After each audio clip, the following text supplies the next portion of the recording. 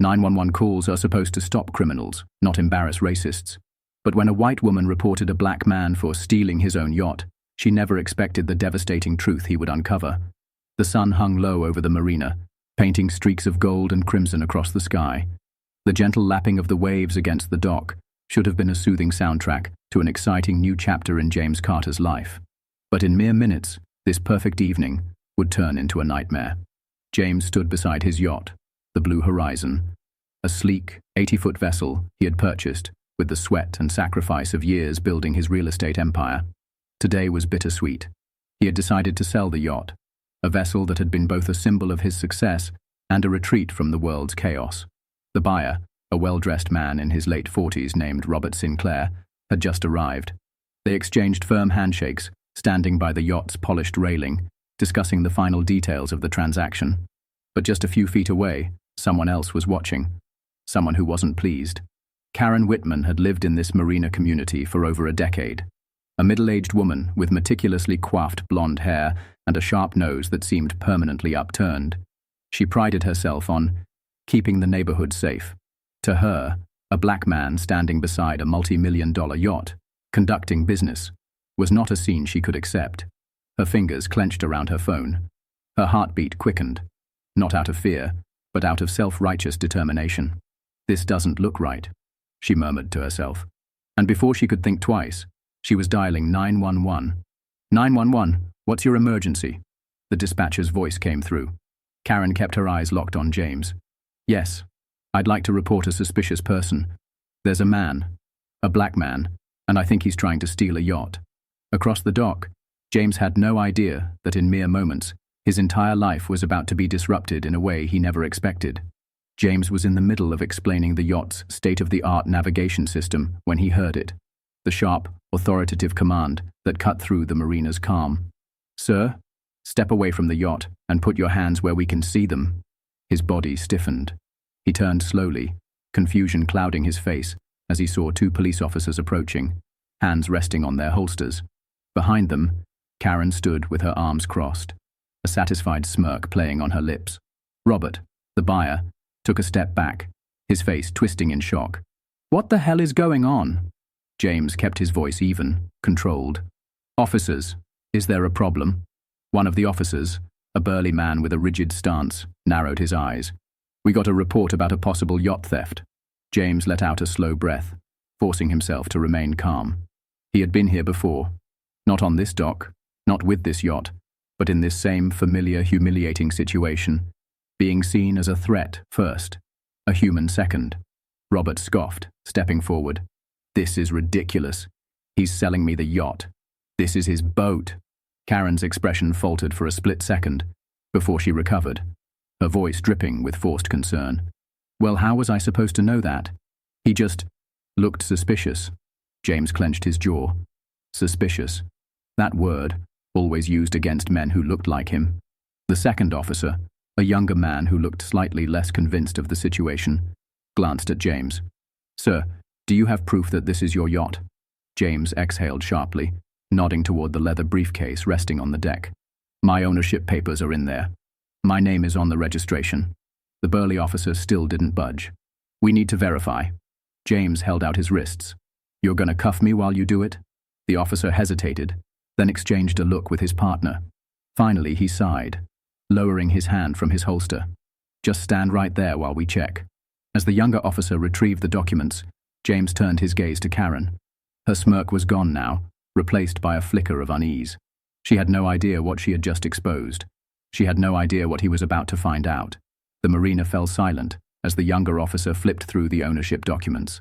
His brow furrowed, and he looked up at James, then back at the papers, flipping through them again, as if he had missed something.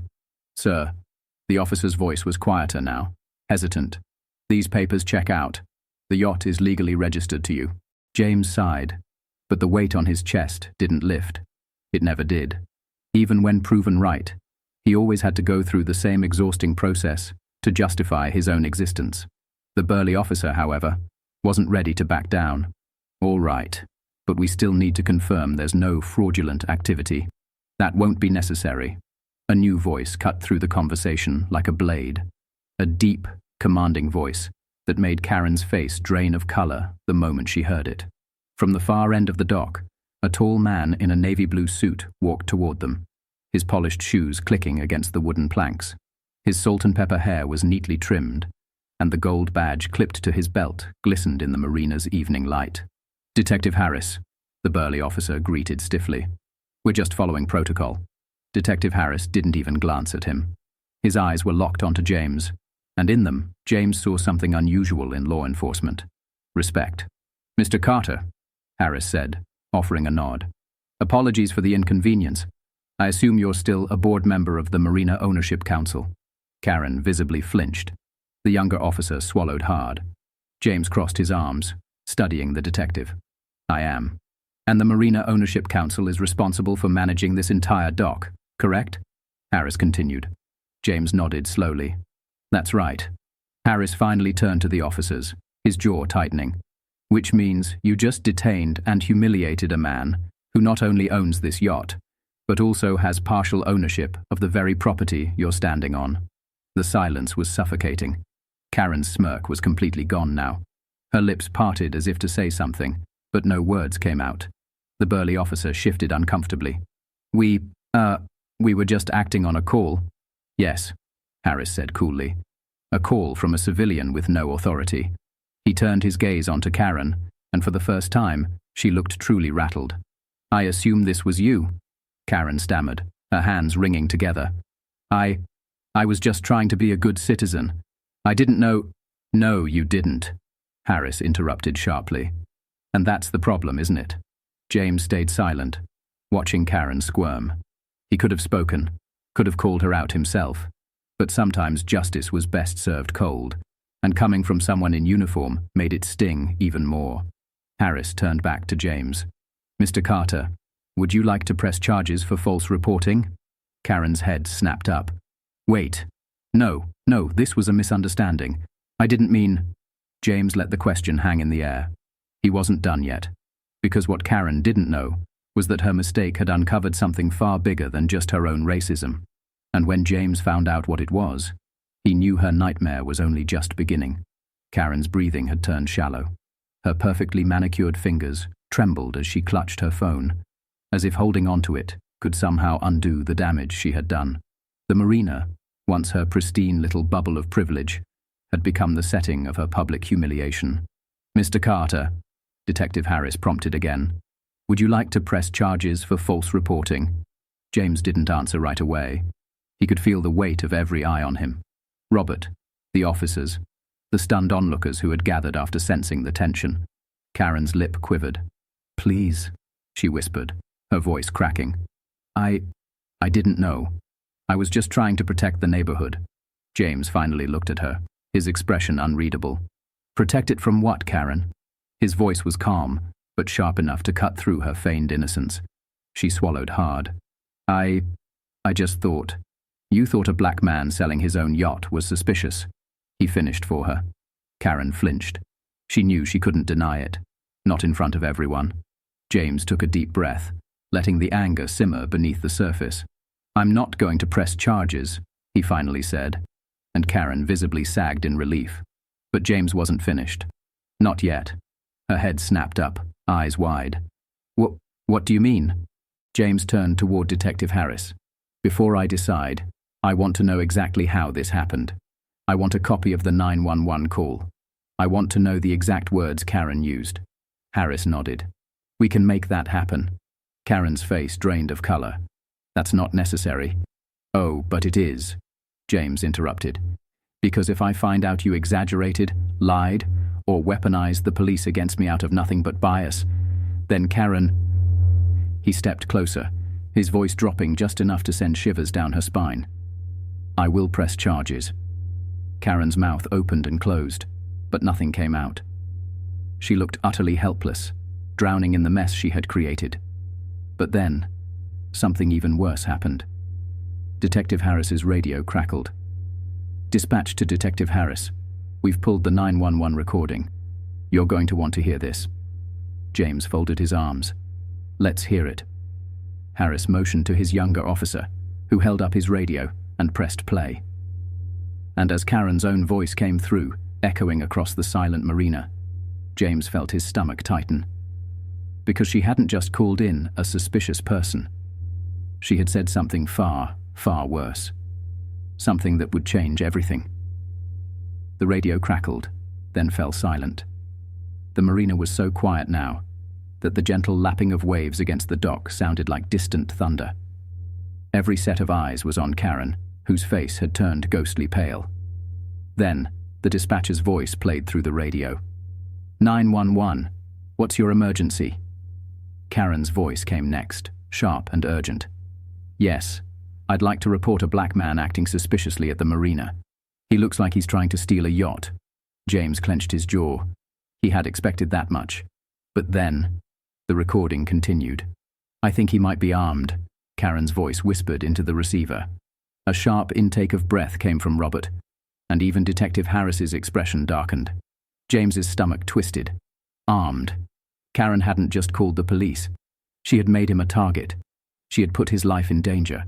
The air in the marina became suffocating. James stared at Karen, whose hands were now visibly shaking. She knew.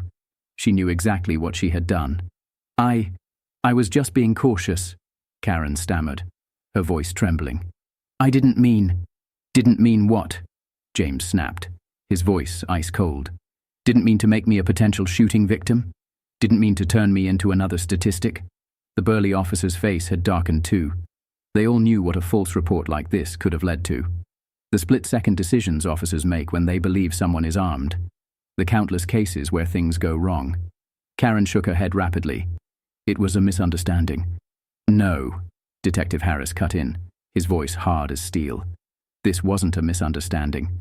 You knowingly escalated the situation. You didn't just assume he was a thief. You assumed he was a threat. Karen's mouth opened, but nothing came out. She looked like a woman drowning, gasping for breath, searching for a way out of the hole she had dug for herself. James felt a storm raging inside him. He had been falsely accused before, but this was a deliberate act of malice. You don't get to just walk away from this, Karen, he said, his voice eerily calm. Because now, I am pressing charges. Karen let out a small whimper. No, please. James turned to Detective Harris. Make sure the DA gets that recording. Harris nodded, his face unreadable. With pleasure. Karen's nightmare had just begun, and James was just getting started. Karen's breath hitched as James's words sank in. Her knees wobbled, and for the first time that evening she realized there was no escaping this. Wait, please, James, she pleaded, stepping closer, her hands clasped together as if begging for mercy. I panicked. It wasn't personal. I was just trying to protect the neighborhood. James let out a bitter laugh, shaking his head. Protect it from what, Karen? A black man standing by his own yacht. His eyes burned with something Karen had never seen before. Righteous fury. Detective Harris spoke up, his voice low and controlled, but with an edge of barely contained anger. Karen Whitman, you knowingly filed a false police report, and worse, falsely claimed an innocent man was armed. That is a serious offense. Karen's lips trembled. But I... Turn around, Harris ordered, reaching for his cuffs. Karen let out a gasp, stumbling back. No, this can't be happening. Oh, but it is, Harris said coldly. You endangered a man's life today. You're lucky this didn't end in tragedy. Now, face the consequences. Tears welled in Karen's eyes as reality crashed down on her. She looked around, searching for someone, anyone to help her. But the crowd that had gathered only stared. Not a single person moved to defend her. Not a single person had sympathy left for her. As the cuffs clicked around her wrists, she let out a choked sob. James exhaled, his anger still burning, but his heart pounding with something else. Vindication. For once, justice was being served. Karen was led away, her sobs fading into the night. The marina, which once felt suffocating, suddenly felt lighter. Robert placed a hand on James's shoulder. I'm sorry, man. You didn't deserve any of that. James nodded, his jaw still tight. I know. But he also knew this fight wasn't just about him. It was about every black man who had ever been falsely accused. Every life put in danger because of a baseless, racist assumption. This time, he had won. And he wasn't stopping here, because there were more Karens out there. And next time, he'd be ready. The marina was quieter now, but the weight of what had just happened still lingered in the air. Karen had been taken away, her sobs echoing into the night. But James wasn't celebrating. Not yet. Robert let out a breath, shaking his head. I still can't believe it. She actually tried to paint you as dangerous. And for what? Because you didn't look like someone who could own a yacht. James gave him a tight smile. Because she didn't want to believe I could. Robert sighed, then glanced toward the yacht. You sure you still want to sell it after all this? James hesitated. The blue horizon had meant a lot to him, but tonight had changed something inside him. This wasn't just about one racist woman and a false police report. It was about a bigger problem, one that wasn't going away. I don't know, James admitted. But I do know this. This isn't just about me. This happens every day to black men just trying to exist.